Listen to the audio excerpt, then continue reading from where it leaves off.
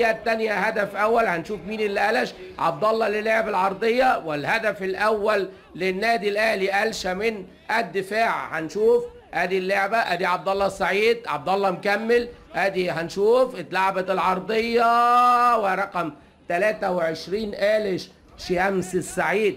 شمس السعيد في مرماه، شمس الدين السعيد، وتقدم للأهلي 1-0. البداية للأهلي 1-0. هنشوف ونتابع. طبعا تكافؤ الفرص مش موجود، لكن هذا اللقاء مهم جدا للنادي الأهلي بلا شك. عمل نتائج باصين 3، توصل الكرة على طول وهجمة، وتاني على طول فيها ضربة جزاء. في ضربة جزاء ادى البنا على طول، ما استناش.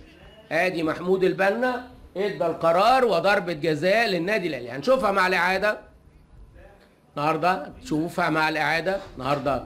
طاقم إعدادنا وطاقم التجهيزات معانا النهارده كم كبير في الاستوديوهات والاستوديو التحليلي بتاعنا. ادي اللعبة وادي التحرك الجميل. رمضان صبحي وادي متاخده رجله، وادي رجله متاخده على طول، ادي رجله متاخده، ادي رجله متاخده على طول، ما فيهاش، باينه جدا ومتاخده الرجل. وصفاره حكم اللقاء مدي ضربه الجزاء لصالح النادي الاهلي. بتتعاد لنا من اكتر من زاويه، وادي ضربه جزاء. اسلام سليمان هو بيحاول يظبط، لكن مش هو اللي عامل ضربه الجزاء، اللي عاملها الظهير الايسر احمد قاسم. وهنشوف حسام عاشور وعبد الله السعيد والهدف الثاني.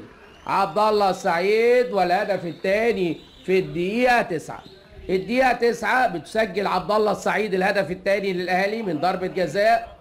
2-0 من ضربة جزاء، تقدم للأهلي. طبعا المباراة تجربة جيدة للاعيبة الأهلي النهارده، زي تمرين كويس ليهم قبل لقاء زي ما قلت استرداد الثقة. لقاء مهم جدا.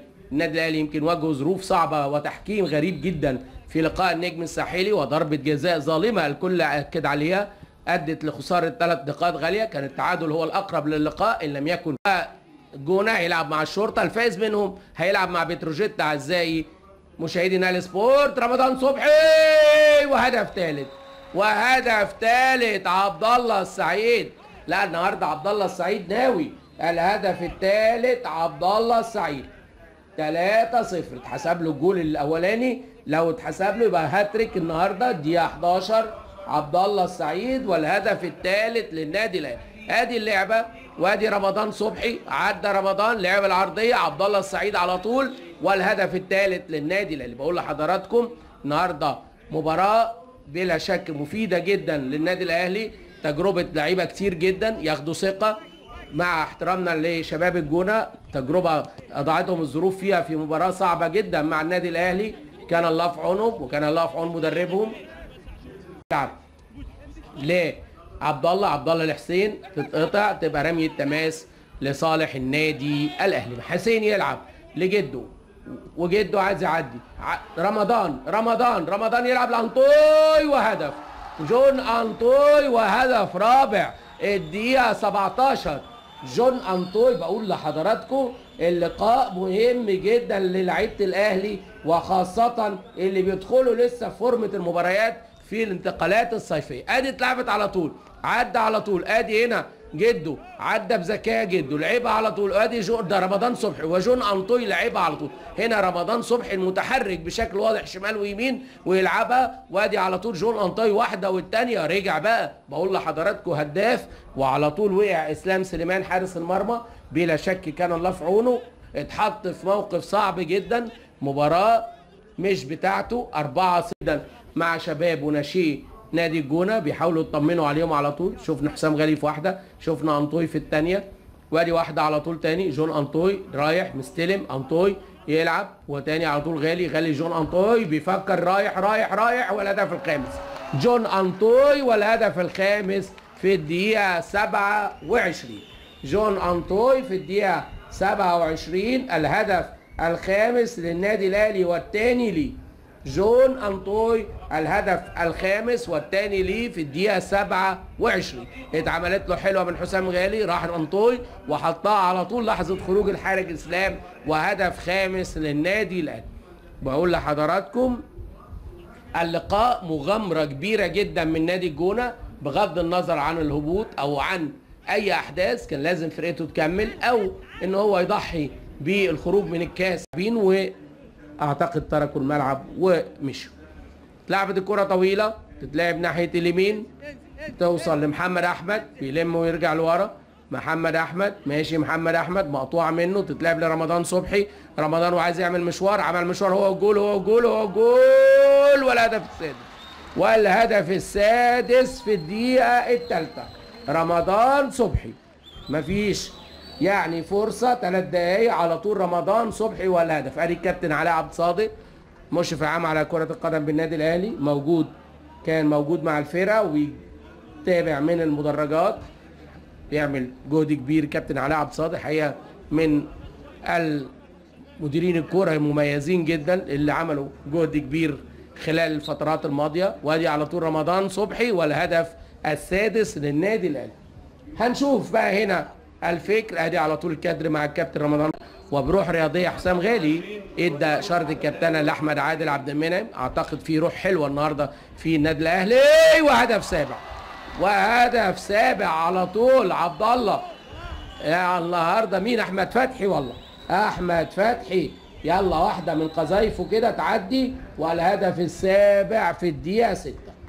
الدقيقه 6 الهدف السابع. احمد فتحي قذيفه اهي، ادي فتحي استلم وجاص وبرجله وزاحفه، ما يحاولش عليها اسلام سليمان، تعدي وحارس مرمى جيد حقيقه، ناشئ جيد. احمد فتحي شايط، اسلام سليمان معاه لكن معديه، وهدف سابع للنادي الاهلي. هنشوف لسه كتير. وادي الصحيفي بيلعب، زياد الصحيفي، وادي حسام عاشور خرج، ولسه الراجل مخارج ما بيدور بعد ما وصل سموحه ووصل بتروجيت للدور قبل النهائي من قبل. نبقى الدور قبل النهائي يوم 16 و17 سبتمبر ان شاء الله. بتروجيت مع الفايز من الاهلي والشرطه، وسموحه هيلعب. ودي هجمه اولى بعد اللعبه، ودي ايفونا ايفونا بيجيب جول برضه، بياخد ثقه الملعب. ومالك ايفونا بيسجل الهدف الثامن في الدقيقه التاسعه.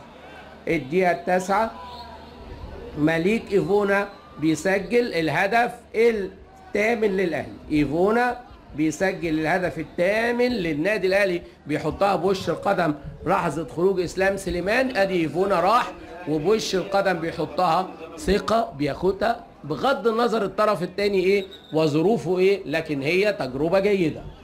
بقول لحضراتكم يلعب لعبد الله السعيد، محمد هاني مستنيه، يلعبها على طول لانطوي لمليك. مليك ما عايز يعدي، اتضغط في وسط الزحمه، تتقطع، ترجع تاني للنادي الاهلي لهاني، وهاني بيعدي يلعبها لمليك. مليك يلعبها حلوه ناحيه اليمين لحسام غالي، وغالي يلعب العرضيه، والهدف التاسع. والهدف التاسع مين بقى؟ جده بعد غياب محمد ناجي جده. محمد ناجي جده بيجيب الهدف في الدقيقه 14. الدقيقة 14 محمد ناجي جده الهدف التاسع. 9-0. 9-0. تاني بكرر وبقول التجربة تدريبة مهمة للنادي الأهلي. حسام غالي ليها فوائد كتير جدا، بيرجع مجموعة كبيرة من اللعيبة. عبد الله السعيد بيرجع، ناجي جده بيرجع، رمضان صبحي، حسام غالي، أحمد فتحي، جون أنطوي، مالك إيفونا ما يقدرش يمسك إسلام، يلعبها على طول، تتقطع لكن تخدمه، توصل لحسين السيد. ماشي حسين، راح حسين جاب جول حسين، راح حسين جاب جول حسين في الدقيقة 20. يبقى الدقيقة 21 حسين السيد الهدف، يعني الورقة اتملت. 10-0 حسين السيد، عدى حسين، راح حسين جاب جول حسين، يبقى 10-0 في الدقيقة 21. دقيقة 21 بيجيب جول حسين السيد. عدى، مفيش خبرة طبعا، هنا مساحات، سابوه، عدى اهو، محدش مقاطخل معاه وراح وحطها. والهدف العاشر اعزائي مشاهدي نايل سبورت. وقع الجول اسلام سليمان. بقول لحضراتكم كان الله في عون الولاد الشباب اللي بيلعبوا هذا اللقاء، تجربة صعبة جدا جدا، صعب. فتحي، وفتحي يرجع تاني على طول يلعب لعبد الله السعيد، عبد الله يطلع شريف عبد الفضيل، عايز يجرب، شاط، تخبط، توصل ناحية حسين السيد، طلع الجول، رجع تاني بسرعة. حسين السيد يقدر يلعب العرضية، لعب العرضيه وجون انطوي جول. جون انطوي والهدف رقم 11. جون انطوي والهدف رقم 11 دقيقه 33. جون انطوي اجوال بتكون في اللقاء 11-0. جون انطوي هدفه رقم 3. يعني هنقعد بقى نعد ونحسب. جون انطوي بيجيب الهدف، ادي حسين السيد وادي جون انطوي على طول بالراس وتخدع الحارس وتخش ويبقى 11-0. 11-0 دقيقة 33. بقول لحضراتكم تجربة قاسية لشباب الجونة وتدريبة جيدة للنادي الاهلي. تاني الكرة على طول بتتلعب وادي عبد الحسام غالي.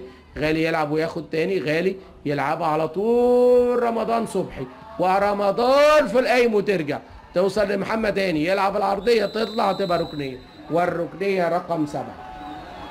الركنية رقم 7 للنادي الاهلي والراجل وقع بقى مش قادر.